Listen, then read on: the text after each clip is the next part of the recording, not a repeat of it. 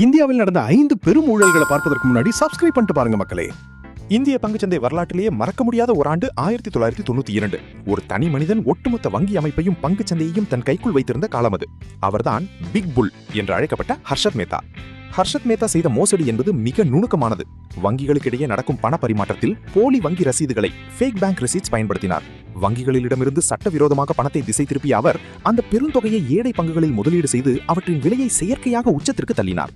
1991 April முதல் 1992 மே மாதம் வரை அரங்கேறிய இந்த பிரம்மாண்ட மோசடியின் மதிப்பு சுமார் 4000 முதல் 5000 கோடி ரூபாய் வரை இருக்கும் என்று மதிப்பிடப்பட்டது. இன்றைய காலகட்டத்திற்கு இது பல மடங்கு அதிக மதிப்புடையது. இந்த உண்மை வெளிச்சத்திற்கு வந்தபோது சென்செக்ஸ் ரத்த களரியானது. சந்தை மதிப்பு சுமார் 40% சரிந்தது. முதலீட்டாளர்களின் 1000 பில்லியன் ரூபாய் செல்வம் ஒரேடியாக கரைந்து போனது. சாதாரண மக்கள் தங்களின் வாழ்நாள் சேமிப்பை இழந்து நடுத்தெருவிற்கு வந்தனர். ஆனால் இது ஆரம்பம்தான். ஹர்ஷத் மேத்தாவுக்கு பிறகு இந்திய பொருளாதாரத்தை திணறடித்த இன்னும் 4 முக்கிய ஊழல்கள் இருக்கின்றன. அவை எவை? வாருங்கள் வரிசையாக பார்ப்போம்.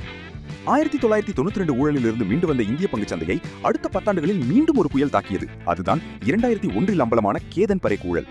ஹர்ஷத் மேத்தாவின் சீடர் என்று அழைக்கப்பட்ட கேதன் பரேக் பென்டாஃபோர் புல் என்று சந்தையில் வலம் வந்தார். இவர் கையாண்ட முறை சற்று வித்தியாசமானது. வங்கிகளிடமிருந்து கடன் வாங்கிய பணத்தை கொண்டு குறிப்பாக தொழில்நுட்பம் மற்றும் ஊடக நிறுவனங்களின் பங்குகளை குறிவைத்தார். இந்த பங்குகளின் விலையை செயற்கையாக ஏற்றி சந்தையில் ஒரு போலியான எழுச்சியை உருவாக்கினார்.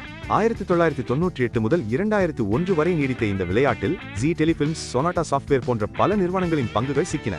ஆனால் 2001 மார்ச் 1 அன்று பட்ஜெட் தாக்கல் செய்யப்பட்ட பிறகு நிலைமை தலைகீழானது. ஒரே நாளில் சென்செக்ஸ் 176 புள்ளிகள் சரிந்து முதலீட்டாளர்களை அதிர வைத்தது. சுமார் 1000 கோடிக்கும் அதிகமான இழப்பு ஏற்பட்டதாக மதிப்பிடப்பட்டது. இது சந்தையின் நிலைத்தன்மையை கேள்விக்குறியாக்கியது மட்டுமல்லாமல் வங்கிகளின் கடன் அபாயத்தையும் அதிகரித்தது. ஒன்று வங்கி ரசீது மோசடி, மற்றொன்று வங்கி கடன் மோசடி. பங்குச்சந்தையை உலுக்கிய இந்த 2 ஊழல்களுக்கு பிறகு அடுத்ததாக நாம் பார்க்க போகும் ஊழல்கள் இன்னும் அதிர்ச்சிகரமானவை. பங்குச்சந்தையில் வெளியாட்கள் செய்யும் மோசடிகளை பார்த்தோம். ஆனால் ஒரு நிறுவனத்தின் தலைவரே தன் நிறுவனத்தின் கணக்குகளில் கைவரிசை காட்டினால் அதுதான் இந்தியாவின் என்ரான் என்று அழைக்கப்படும் 2009 சத்யம் கம்ப்யூட்டர்ஸ் ஊழல். இந்த மோசடியின் நாயகன் அந்த நிறுவனத்தின் நிறுவனர் ராமலிங்க ராஜு. இவர் செய்த மோசடி மிகவும் தந்திரமானது. நிறுவனத்தின் வருவாய், லாபம் மற்றும் சொத்துக்களை காகிதத்தில் மட்டுமே போலியாக உயர்த்தி காட்டினார்.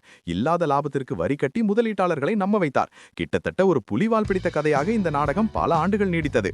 2003 முதல் 2008 வரை திட்டமிட்டு நடத்தப்பட்ட இந்த சதி 2009 ராமலிங்க ராஜுவின் ஒரு ஒப்புதல் கடிதத்தால் அம்பலமானது. இந்த மோசடியின் மதிப்பு சுமார் 7000 கோடி ரூபாய். இதில் 5000 கோடி ரூபாய் வெறும் காகித பணமாக மட்டுமே இருந்தது என்பதுதான் உச்சக்கட்ட அதிர்ச்சி. விளைவு, சத்தியம் நிறுவனத்தின் பங்குகள் அதல பாதாளத்திற்கு சரிந்தன. ஆயிரக்கணக்கான ஊழியர்களின் எதிர்காலம் கேள்விக்குறியானது. இறுதியில் இந்திய அரசு தலையிட்டு இந்த நிறுவனத்தை டெக் மஹிந்திரா நிறுவனத்திற்கு விற்பனை செய்து ஊழியர்களை காப்பாற்றியது.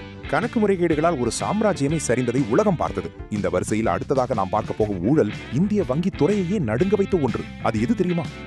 நிறுவன மோசடிகளை தாண்டி சாமானிய மக்களின் சேமிப்பை குறிவைத்த ஒரு மிகப்பெரிய விவகாரம்தான் சஹாரா இந்தியா ஊழல். இந்தியாவின் மூளை முடுக்கெல்லாம் கிளைகளை கொண்டிருந்த ஒரு மாபெரும் சாம்ராஜ்யம் செபி என்கிற ஒற்றை அமைப்பால் நிலை குலைந்த கதை இது. சஹாரா குழுமத்தின் தலைவர் சுப்ரதா ராய் செபியின் முறையான அனுமதியின்றி OFCD optionally fully convertible debentures முறையை பயன்படுத்தி மக்களிடமிருந்து முதலீடுகளை திரட்டினார். 2 முக்கிய நிறுவனங்கள் வழியாக விதிகளை மீறி பணம் திரட்டப்பட்டதுதான் இந்த சிக்கலின் மையப்புள்ளி. 2008 தொடங்கிய இந்த பண திரட்டல் 2011 செபியின் குறுக்கீட்டால் தடைபட்டது. முதலீட்டாளர்களுக்கு திரும்ப தர வேண்டிய தொகை சுமார் 24000 கோடி. இது வட்டியுடன் சேர்த்து பின்னாளில் 40000 கோடியாக உயர்ந்தது. இது இந்திய நிதி வரலாற்றிலேயே மிகப்பெரிய தொகைகளில் ஒன்று. இதில் அதிகம் பாதிக்கப்பட்டவர்கள் கிராமப்புற மக்கள் மற்றும் சிறு முதலீட்டாளர்கள். சுமார் 3 கோடி முதலீட்டாளர்கள் தங்கள் பணத்திற்காக காத்திருக்க வேண்டிய சூழல் உருவானது. உச்சநீதிமன்றத்தின் தலையீட்டால் சுப்ரதா ராய் கைது செய்யப்பட்டு சிறையில் அடைக்கப்பட்டார். பணத்தை திருப்பித் தர பெரும் போராட்டமே நடந்தது. சாதாரண மக்களின் சேமிப்புக்கே உலை வைத்த இந்த சஹாரா ஊழலை தொடர்ந்து இதே காலகட்டத்தில் மற்றொரு சந்தையான பண்டங்கள் சந்தையிலும் ஒரு மாபெரும் அதிர்ச்சி காத்திருந்தது. அதுதான் நாம் அடுத்து பார்க்க போகும் NSCL மோசடி. சஹாரா ஊழல் சாதாரண மக்களின் சேமிப்பை உலுக்கியது என்றால், அடுத்து நடந்த இந்த மோசடி இந்திய பண்டங்கள் சந்தையின் கமோடிட்டிஸ் மார்க்கெட் அடித்தளத்தையே ஆட்டியது. அதுதான் 2013 அம்பலமான NSCL ஊழல். தங்கம், வெள்ளி மற்றும் விவசாய பொருட்கள் என எதுவுமே இல்லாமல் வெறும் காகிதங்களில் நடந்த வர்த்தகம் இது. ஜிக்னேஷ் ஷா மற்றும் 24 பெரிய கடன் வாங்கியவர்கள் இணைந்து இந்த சதியை அரங்கேற்றினர். இவர்கள் கையாண்ட முறை மிகவும் விந்தையானது. பண்டங்கள் வைக்கப்படும் கிடங்குகளில் வேர்ஹவுசஸில் ஒரு மூட்டை சரக்கு கூட இல்லாமல் போலியான கிடங்கு ரசீதுகளை ஃபேக் வேர்ஹவுஸ் ரிசீட்ஸை உருவாக்கி வர்த்தகம் செய்தனர். முதலீட்டாளர்கள் பொருட்களை வாங்குவதாக நினைத்தனர். ஆனால் அங்கே வெறும் காலி இடங்களே மிஞ்சின. 2013 ஜூலை மாதம் இந்த மாய வலை அறுந்தது. இதன் விளைவாக சுமார் 13000 முதலீட்டாளர்கள் தங்கள் பணத்தை இழந்தனர். இந்த மோசடியின் மொத்த மதிப்பு 5400 முதல் 5600 கோடி வரை இருக்கும் என மதிப்பிடப்பட்டது. நடுத்தர வர்க்க முதலீட்டாளர்கள் பண்டங்கள் சந்தை மீது இருந்த நம்பிக்கையை முற்றிலுமாக இழந்தனர். இந்த ஊழல் வெளிச்சத்திற்கு வந்ததும் சந்தை மதிப்பு அதல பாதாளத்திற்கு சரிந்தது. ஜிக்னேஷ் ஷா மற்றும் முக்கிய குற்றவாளிகள் மீது கடும் நடவடிக்கை எடுக்கப்பட்டது.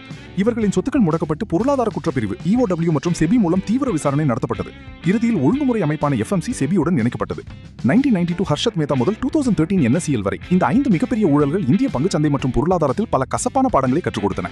முதலீட்டாளர்களாகிய நாம் விழிப்புணர்வுடன் இருப்பதன் அவசியத்தை இது மீண்டும் மீண்டும் உணர்த்துகிறது. இதுபோன்ற தகவல்களுக்கு தொடர்ந்து இணைந்திருங்கள்.